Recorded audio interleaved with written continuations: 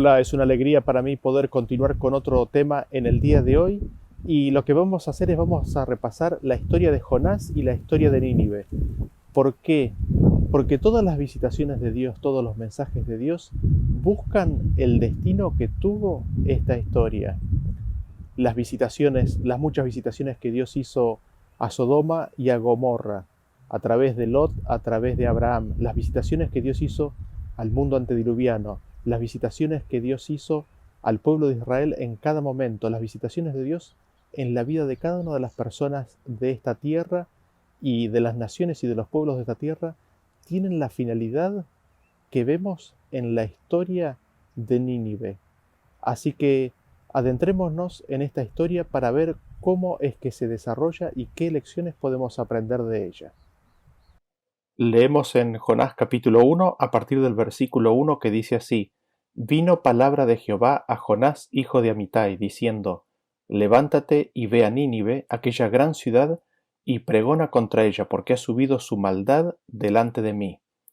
¿Qué es lo que primero que notamos en este versículo? Dice que vino palabra de Jehová. ¿Quién es el que vino? Vino la palabra de Jehová. ¿Y qué es lo que hace la palabra de Jehová? Dice algo.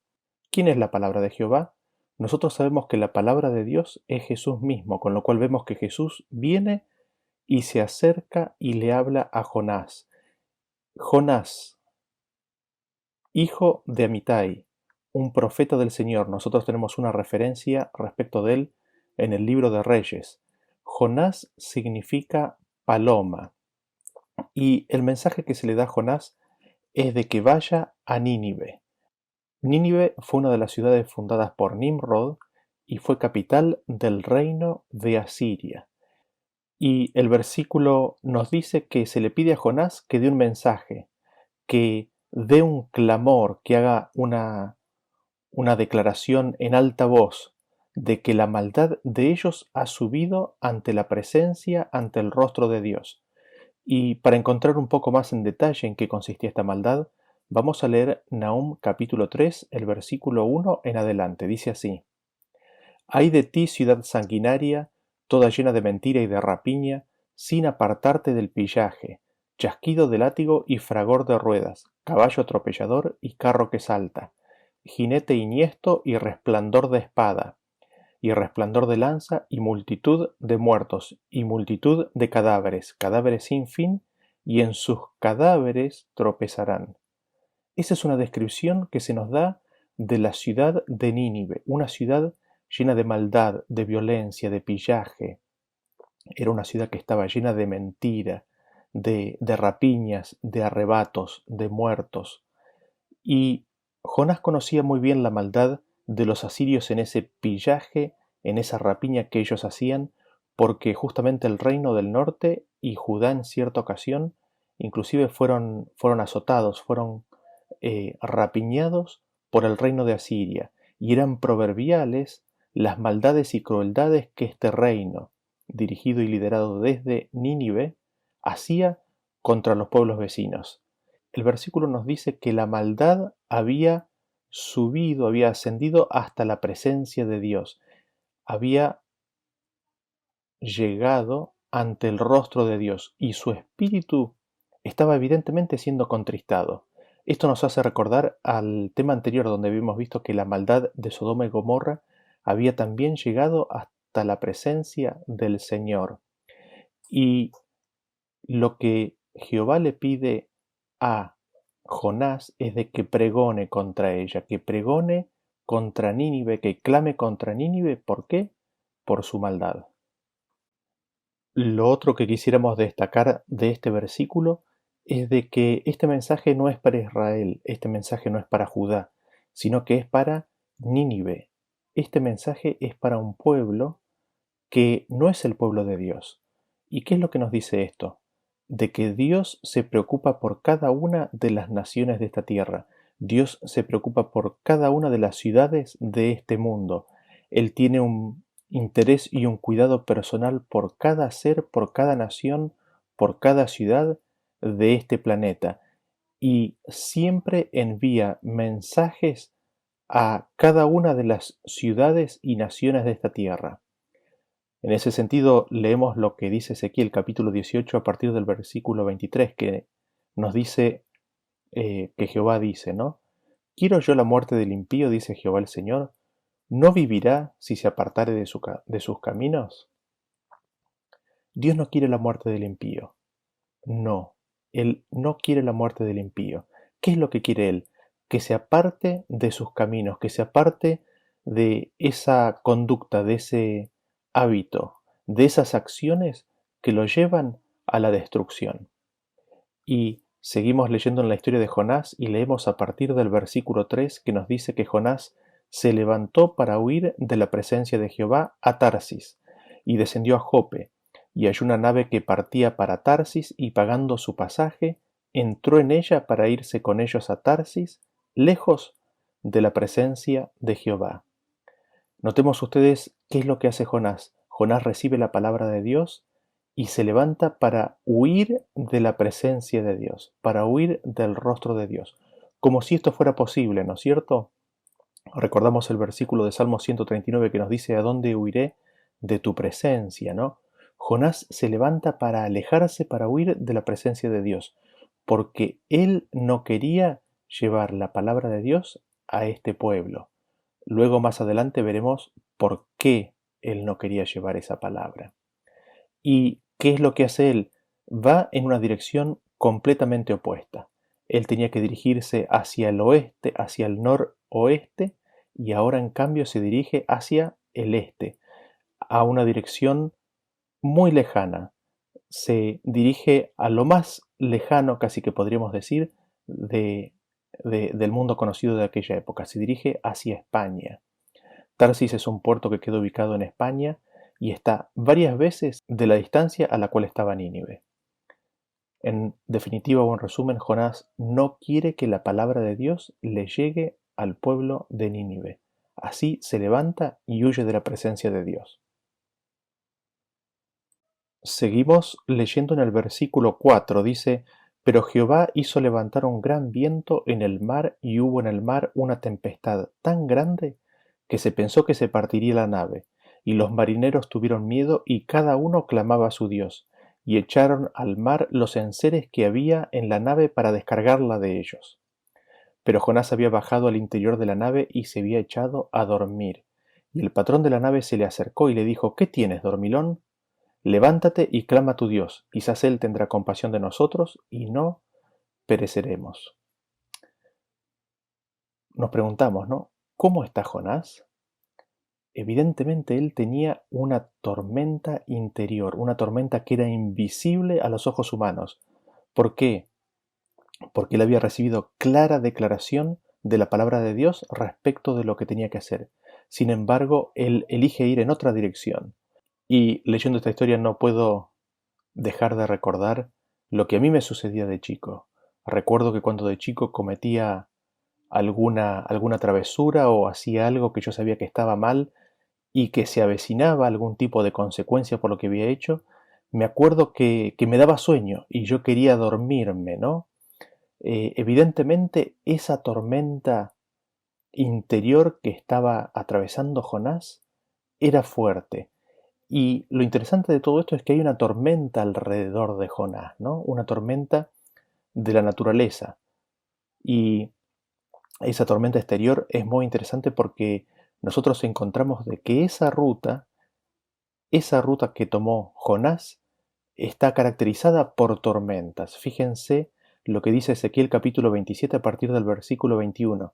Las naves de Tarsis eran como tus caravanas que traían tus mercancías. Así llegaste a ser opulenta, te multiplicaste en gran manera en medio de los mares, en muchas aguas te engolfaron tus remeros, viento solano te quebró en medio de los mares. Y en Salmos 48:7 dice: con viento solano quiebras tú las naves de Tarsis. Vemos que ese camino, ese destino hacia Tarsis, ese camino de dejar de escuchar a la palabra de Dios y de huir a la presencia de Dios, viene tormentoso. Es un camino que trae tormenta. Y este viento solano es un viento del este. Es un viento histórico o que ocurría frecuentemente y era predictor de catástrofes marítimas en todo lo que se refiere a viajes hacia Tarsi o viajes desde Tarsi. ¿Y cómo lo encontramos a Jonás? Jonás está durmiendo y uno se pregunta, ¿cómo es que puede dormir? ¿Cómo es que puede dormir habiendo semejante tormenta que se desata alrededor de él? Él necesita dormir, ¿por qué? Porque necesita acallar la conciencia. Él necesita salirse de la realidad en la cual está y entrar en otra realidad. Y claro, él no tenía televisor, él no tenía internet, él no tenía Netflix. ¿Qué le quedaba por hacer entonces? Irse a dormir, dormir y escaparse de la conciencia de lo que estaba haciendo. Su conciencia lo atormentaba. ¿Por qué? Porque él se estaba alejando, se estaba escapando de la presencia del Señor, de la presencia de Dios.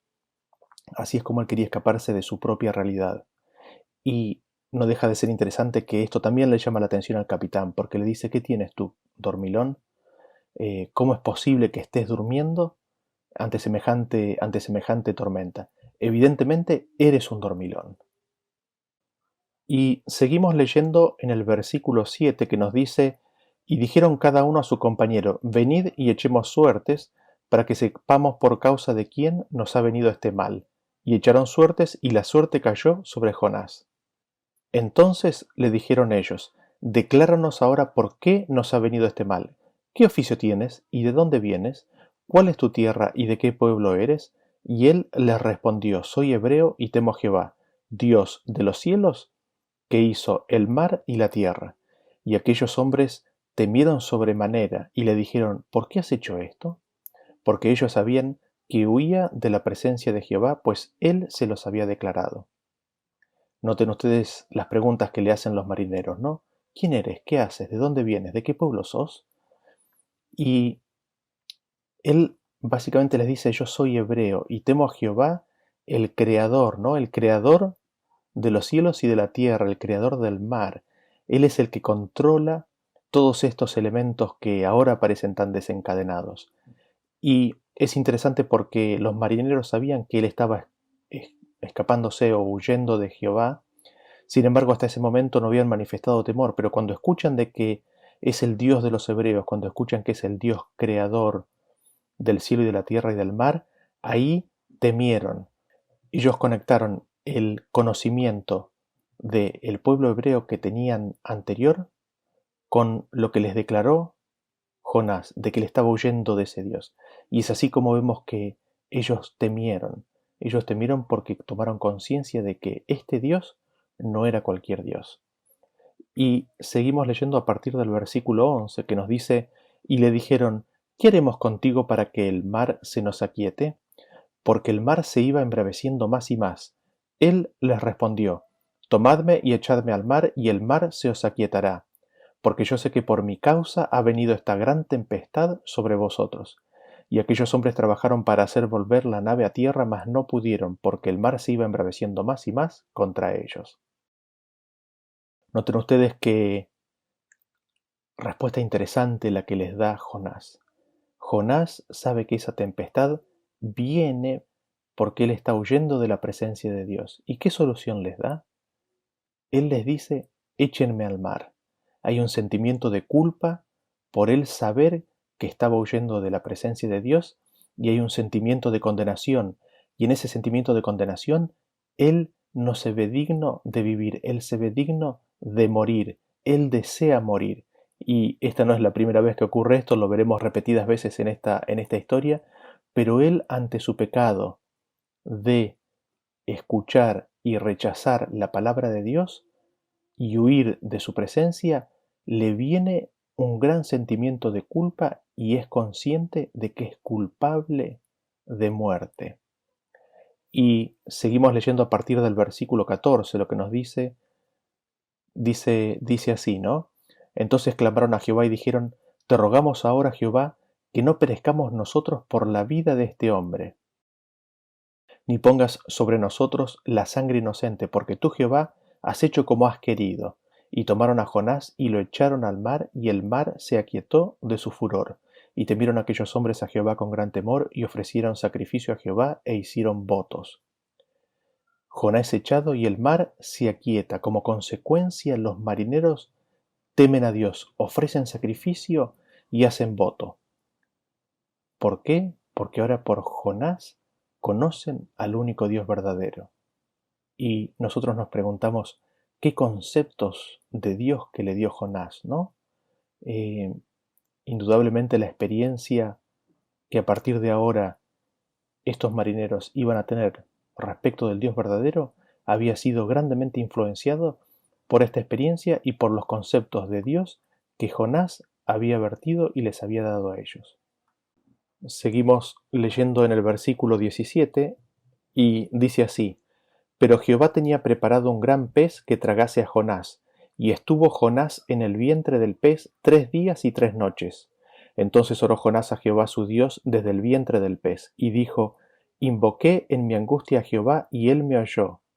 Desde el seno del Seol clamé, y mi voz oíste. Me echaste a lo profundo en medio de los mares, y me rodeó la corriente. Todas tus ondas y tus olas pasaron sobre mí. Entonces dije: Desechado soy de delante de tus ojos, mas aún veré tu santo templo. Las aguas me rodearon hasta el alma, rodeóme el abismo. El alga se enredó a mi cabeza. Descendí a los cimientos de los montes, la tierra echó sus arrojos sobre mí para siempre. Mas tú sacaste mi vida de la sepultura, oh Jehová, Dios mío. Cuando mi alma desfallecía en mí, me acordé de Jehová, y mi oración llegó hasta ti en tu santo templo. Los que siguen vanidades ilusorias, su misericordia abandonan. Mas yo con voz de alabanza te sacrificaré, pagaré lo que prometí. Las salvaciones de Jehová. Y mandó Jehová al pez y vomitó a Jonás en la tierra. ¿Qué es lo que notamos nosotros en estos versículos? Hay un instante, ¿no? De repente nos dice que entonces Jonás oró. Hasta ese momento se ve que no había orado. Es en algún momento, ya sea en el agua o lo más probable ya dentro del pez, Jonás decide orar y vuelve a Dios, ¿no? Nos dice que desde el seno del Seol clamé y mi voz oíste. Cuando él se veía ya muerto, cuando él se veía muriendo, él clama a Jehová y Jehová escucha su voz. Dios escucha su voz. Y noten ustedes qué interesante qué es lo que dice Jonás. Jonás dice: me echaste en lo profundo. Pregunta, ¿no? ¿Fue Dios el que lo echó en lo profundo del mar a Jonás? Jonás dice: desechado soy. ¿Fue Dios el que había desechado a Jonás? ¿O Jonás había huido de la presencia de Dios? ¿Quién fue el que lo arrojó al mar a Jonás? ¿Acaso no fue a instancias de Jonás mismo? Es muy interesante cómo toda esta situación se plantea, ¿no? Lo que ocurre en el relato y lo que Jonás y el hombre tiende a percibir respecto de las acciones de Dios. Jonás había pecado y había rechazado atesorar la palabra de Dios. Él huye, viene una gran tormenta que básicamente refleja y manifiesta los tormentosos pensamientos que acuciaban a su alma. Le vienen pensamientos de culpabilidad y de condenación. Él quiere morir y es arrojado. Es convencido de pecado. Él recibe el completo convencimiento de su pecado, de haber rechazado la voz de Dios. Y en ese convencimiento de pecado viene a ser convencido o se convence a sí mismo de que él había sido desechado por Dios. Sin embargo, nos dice que él oró. Aún en ese contexto, él oró. Y en esa oración, él empieza a ver a Dios y empieza a tener esperanza. Dice que oró y tiene la fe para decir que vería el santo templo de Dios. Y Dios saca su vida de la sepultura. Cuando su alma desfallecía, cuando él se había entregado al Seol, cuando la muerte lo apresaba, cuando había entregado todo y era consciente de que iba a morir, allí Jehová lo levanta, allí Jehová lo toma del brazo y lo saca de esa situación. Su oración llegó al templo de Jehová. Lo otro que me parece muy interesante que destaca ahí Jonás es que él dice que los que siguen mentiras abandonan las misericordias de Dios. Los que escuchan y siguen a las mentiras no tienen la misericordia de Dios. Consiguientemente, tampoco son misericordiosos. Y nos dice sacrificios de alabanza, ¿no? Nos dice que Jonás prometió sacrificios de alabanza. Y la rendición ahí la pusimos en esa parte exactamente como aparece en la Reina Valera de 1909. Jonás dice, pagaré lo que prometí. ¿Qué fue lo que prometió? De que él alabaría a Dios, de que él daría sacrificios de alabanza, de que él reconocería de que la salvación proviene o es de Jehová. Y lo interesante de todo esto es de que Jehová mandó al pez y el pez obedeció y vomitó a Jonás a la orilla. Dios manda a Jonás, Dios manda al hombre a que guarde, a que atesore su palabra. ¿Y qué es lo que hace el hombre? Hace lo contrario.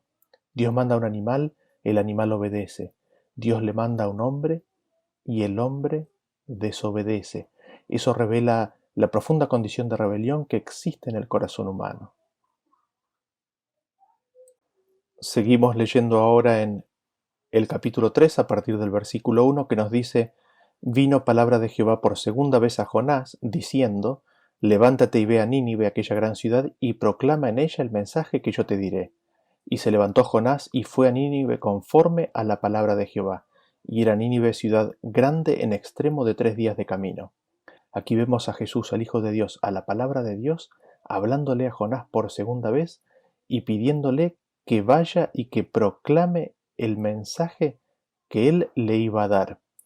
Y nos dice el texto que Nínive era una gran ciudad, era una ciudad grande en extremo, tanto que llevaría 3 días en recorrerla, o 3 días en cruzarla o en dar vuelta alrededor de la ciudad. Y seguimos leyendo en el versículo 4 que nos dice así, y comenzó Jonás a entrar por la ciudad camino de un día, y predicaba diciendo, de aquí a 40 días Nínive será destruida. Y los hombres de Nínive creyeron a Dios y proclamaron ayuno y se vistieron de cilicio desde el mayor hasta el menor de ellos. ¿Cuál era el mensaje que Dios le dio al pueblo de Nínive? De que en 40 días sería destruida, de que en 40 días vendría la destrucción sobre la ciudad. ¿Y qué es lo que acontece? Creen la palabra enviada por Dios a través de Jonás. Evidentemente el Espíritu de Dios estaba trabajando en esos corazones y traen el convencimiento de la culpabilidad del pecado. Y nos dice el versículo que todos ellos se arrepintieron del menor al mayor. Ellos proclaman ayuno y se visten de silicio. Y nos preguntamos, ¿quién era el mayor entre ellos que se dice que él también se arrepintió? Lo leemos en el versículo 6 en adelante, que dice así. Y llegó la noticia hasta el rey de Nínive, y se levantó de su silla, se despojó de su vestido, y se cubrió de cilicio, y se sentó sobre ceniza, e hizo proclamar y anunciar en Nínive por mandato del rey y de sus grandes, diciendo, hombres, animales, bueyes y ovejas, no gusten cosa alguna, no se les dé alimento, ni beban agua, sino cúbranse de cilicio hombres y animales, y clamen a Dios fuertemente, y conviértase cada uno de su mal camino, de la rapiña que hay en sus manos. ¿Quién sabe si se volverá y se arrepentirá Dios, y se apartará del ardor de su ira, y no pereceremos? Aquí tenemos que el rey se arrepiente, y manda, insta a todo el pueblo, a todo hombre, de que se arrepienta y de que se vuelva de sus malos caminos. Llama al ayuno y hace oración a Dios fuertemente, implorando por misericordia. Él llama a abandonar el mal. Y en su oración nos dice que el rey dijo quizás se aparte el ardor de la ira de Dios. Y nosotros habíamos cubierto qué es la ira de Dios. A Dios le dolía el pecado de Nínive y le dolía la perdición que se cernía y que sobrevenía sobre todos los pobladores de esa ciudad. El Señor se apenaba, se entristecía porque tendría que abandonarlos a sus enemigos y serían raídos de la tierra. Y es el conocimiento por parte de los pobladores de Nínive de que se viene la destrucción sobre ellos, de que se viene la destrucción por la ira de Dios, lo que los mueve al arrepentimiento y a dejar el mal. Ahora, lo interesante de todo esto es que tenemos a un pueblo entero, quizás no pueblo, sino a una ciudad entera, todos, del mayor al menor, que se arrepienten. Recordamos a Sodoma y Gomorra, que del mayor al menor, buscaron abusar de los visitantes que habían visitado a Lot y buscaron abusar de Lot. Qué contraste tan grande, ¿no es cierto? Inclusive podríamos decir qué contraste con Jonás, porque Jonás, hasta este momento en la historia, en ningún momento se registra de que haya habido algún tipo de arrepentimiento por haber rechazado la palabra de Dios y haber huido de su presencia. En ese sentido no deja de ser extraordinario que estos hombres decidieran seguir la voz del Espíritu Santo y confesaran su pecado y eligieran abandonar el mal. Dios quiera que cada uno de nosotros podamos vivir eso cada vez que nuestro mal nos es revelado. Y seguimos leyendo en el versículo 10 que dice, y vio Dios lo que hicieron, que se convirtieron de su mal camino, y se arrepintió del mal que había dicho que les haría, y no lo hizo. Nosotros leemos aquí en las Escrituras de que nos dice de que Dios se arrepintió. En ese sentido les recomiendo ver el video que se titula El arrepentimiento de Dios. ¿Por qué? Porque la Biblia nos dice que Dios no es hombre para que se arrepienta. Dios no miente ni se arrepiente porque Él no se equivoca.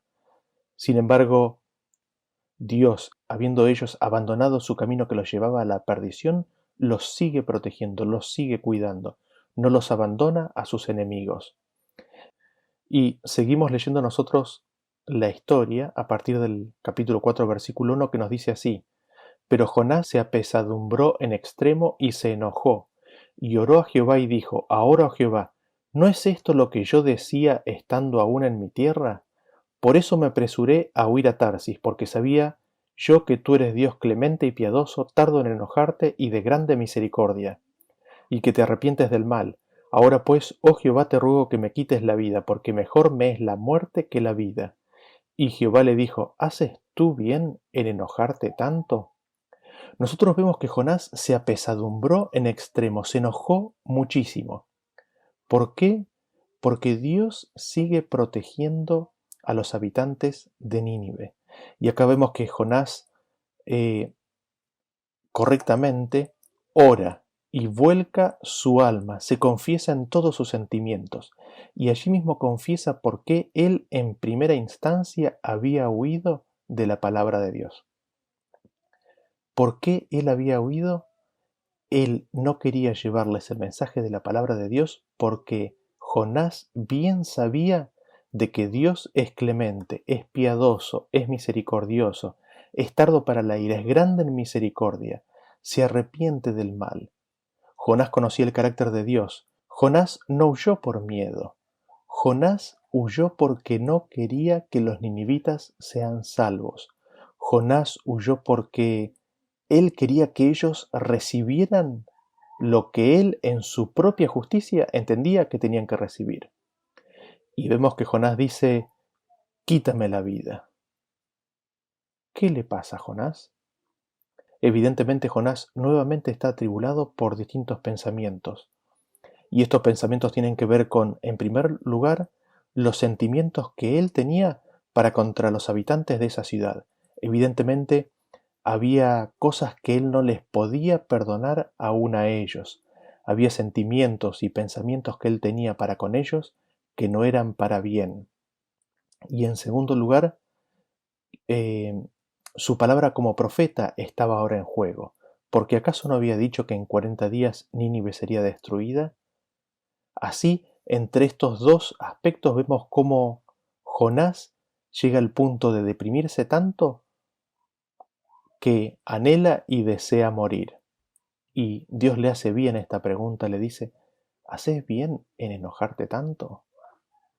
Y sigue diciendo el relato en el versículo 5: y salió Jonás de la ciudad y acampó hacia el oriente de la ciudad y se hizo allí una enramada y se sentó debajo de ella a la sombra hasta ver qué acontecería con la ciudad o qué acontecería en la ciudad. Qué interesante, ¿no? ¿Qué sentimientos eran los que tenía Jonás respecto de esta ciudad? Él quería ver qué es lo que iba a pasar. Él iba a esperar los 40 días y se sienta a mirar a ver qué es lo que iba a acontecer. Y me pregunto, ¿no? Mirando toda esta reacción que tiene Jonás y su conducta, ¿acaso nosotros no hacemos lo mismo?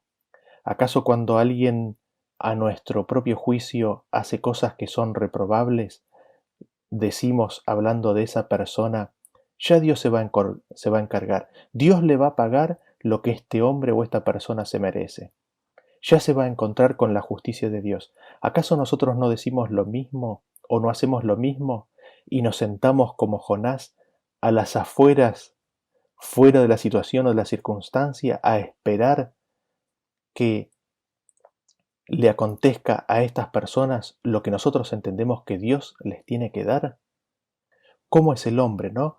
Que en lugar de anhelar la salvación de su prójimo, aquel prójimo que inclusive le hizo mal, en realidad está anhelando que Dios lo destruya. Y nosotros vemos que Jonás es un creyente del único Dios verdadero, y nos preguntamos, ¿cómo es el pueblo creyente del único Dios verdadero? ¿Será que somos así? ¿Será que tenemos alguna característica, alguna fibra similar a la de Jonás? Y nos preguntamos, ¿cómo es Dios? ¿Podemos llegar a ver el contraste enorme, grande que existe entre nuestra evaluación y nuestra condena que solemos hacer del prójimo y los ojos y la mirada que tiene Dios sobre cada ser humano, incluyendo aquellos de Nínive y de Babilonia? Y seguimos leyendo en el versículo 6 que dice, y preparó Jehová Dios una calabacera, la cual creció sobre Jonás, para que hiciese sombra sobre su cabeza y le librase de su malestar. Y Jonás se alegró grandemente por la calabacera.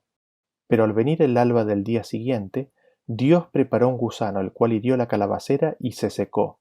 Y aconteció que al salir el sol, preparó Dios un recio viento solano, y el sol hirió a Jonás en la cabeza, y se desmayaba y deseaba la muerte, diciendo, mejor sería para mí la muerte que la vida. Entonces dijo Dios a Jonás, ¿tanto te enojas por la calabacera? Y él respondió, mucho me enojo, hasta la muerte.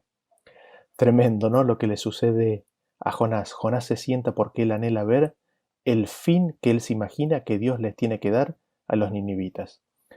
Y vemos que viene una protección sobre Jonás, que es la calabacera, que lo protege de los rayos fuertes del sol. Pero luego, al día siguiente, Jonás se queda sin la protección de la calabacera.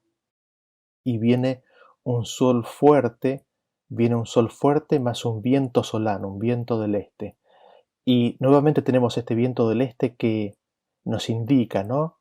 Eh, que hay cosas que no andan bien, hay cosas en la experiencia de Jonás que no son buenas. Y el viento solano del este, o el viento solano o el viento del este, eh, es una señal de tensión, ¿no es cierto? ¿Qué es lo que está sucediendo, Jonás? Y nos dice que Jonás se desmayaba del calor, mientras esperaba que la ciudad fuera destruida. Jonás estaba esperando que sus enemigos recibieran el pago. Y en ese desmayarse y en ese esperar que sus enemigos recibieran el pago, él sufría el calor, ¿no? Sufría el calor y el viento, y este viento del este, y Jonás nos dice que quería morir. Vean ustedes cómo en este anhelo de que los ninivitas reciban la condenación y los juicios de Dios, lo mismo le pasa al pueblo de Dios. En ese anhelo de Jonás de que los ninivitas sean destruidos, él mismo, ante las distintas circunstancias de la vida, viene a anhelar y desear la muerte. ¿No es acaso esa condenación para con los otros lo que trae la condenación propia también? Y aquí nuevamente Dios le pregunta a Jonás, ¿tanto te enojas por la calabacera? Y Jonás le dice mucho, hasta la muerte. A lo cual Dios le responde y lo leemos a partir del versículo 10. Dice así, y dijo Jehová, ¿tuviste tú lástima de la calabacera en la cual no trabajaste, ni tú la hiciste crecer, que en espacio de una noche nació y en espacio de otra noche pereció? ¿Y no tendré yo piedad de Nínive, aquella gran ciudad donde hay más de 120,000 personas que no saben discernir entre su mano derecha y su mano izquierda y muchos animales? Jehová le habla a Jonás y lo confronta con su propia situación y le pide que por favor considere las acciones de Dios. Dios le dice, tú tienes lástima por una calabacera. ¿No voy a yo tener acaso piedad y lástima? ¿No me voy a penar, no me voy a preocupar por Nínive, que tiene más de 120.000 personas que no saben discernir entre la mano derecha y la mano izquierda? ¿No tendré lástima de esta gran ciudad que no sabe discernir entre el bien y el mal? ¿Acaso no voy a tener piedad, misericordia y lástima de todos ellos? Y no solamente de las personas, sino de los animales. Hay muchos animales en esta ciudad. ¿Acaso no voy a tener piedad de ellos también? ¿Y qué es lo que vemos en esta historia? De que el hombre, el profeta, aquel que llevaba la palabra de Dios, no tiene piedad para con su prójimo, no tiene piedad para con los animales. En cambio, Dios sí tiene piedad. Él se apena, Él se duele y manda mensajes para que el hombre se vuelva de su camino. ¿Cómo lo hace? Lo hace por medio de gente, lo hace por medio de su pueblo, que no tiene piedad y tampoco tiene misericordia. Y lo interesante de todo esto es que la historia de Jonás queda abierta. La historia de Jonás no se resuelve. La historia de Jonás no nos dice cómo reaccionó y cuáles fueron las acciones siguientes de Jonás. Y creería que parte de esto es porque la historia de Jonás es también nuestra historia. Nosotros conocemos a Dios. Nosotros somos adoradores del Dios verdadero. Nosotros conocemos el carácter de Dios y nosotros sabemos cómo es Él. Pero nos preguntamos, ¿somos como Dios? ¿O acaso estamos esperando de que Dios castigue a los que nosotros juzgamos como no dignos de recibir el perdón de Dios? ¿Acaso no nos ponemos en el lugar de jueces? ¿Acaso no nos regodeamos pensando en ya Dios les va a hacer llegar su castigo? Hoy en día también hay grandes ciudades que no pueden discernir entre el bien y el mal. Hay muchos animales que viven en esas grandes ciudades. Y por la maldad que hay en estas grandes ciudades, se avecina destrucción. Y la pregunta es, ¿habrá alguien que les advierta? ¿Encontrará Dios un mensajero? ¿Encontrará Dios mensajeros que puedan llevar su palabra? ¿Cómo estoy yo? ¿Cómo estamos como pueblo? ¿Queremos la salvación o queremos la destrucción?